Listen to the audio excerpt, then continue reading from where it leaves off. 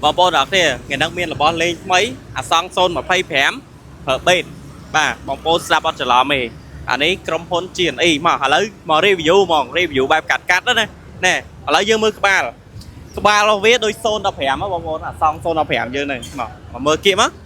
មើលគៀកពណ៌ខ្មៅស្អាតតែឥឡូវយើងមើលតាប់ឡូតាប់ឡូវិញបងប្អូនទាំងគ្នានេះគេដាក់ trim តាប់ឡូដាក់ trim ហើយប៉ុន្តែតាប់ឡូជាតាប់ឡូ020ណែតាប់ឡូ020ហើយក្បាល015ហើយឥឡូវយើងមកមើលទៀតអាកន្លែងនេះតែម logo គេដាក់ GNE ប៉ុន្តែតែមផ្នែកចំហៀងគេដាក់ថាGNE D 125តែវាបែប024វិញវាចង់វិញណាបងប្អូនហើយគូតវិញមើលគូតវាដូចគូតអាសង015ដែរហើយបងប្អូនតោះគ្នាមានឆ្ងល់អត់ចុះបើម៉ូតូចឹងទៅ0ម៉ានដល់ប្រកាសចឹងម៉ូតូនេះគឺ GNE ឈ្មោះវា GNE 025 ប្រើបេនបាទតម្លៃរបស់វាក៏ពិសេសដែរត្រឹមតែ1380ទេអញ្ចឹងបើសិនជាបងប្អូនចង់ដឹង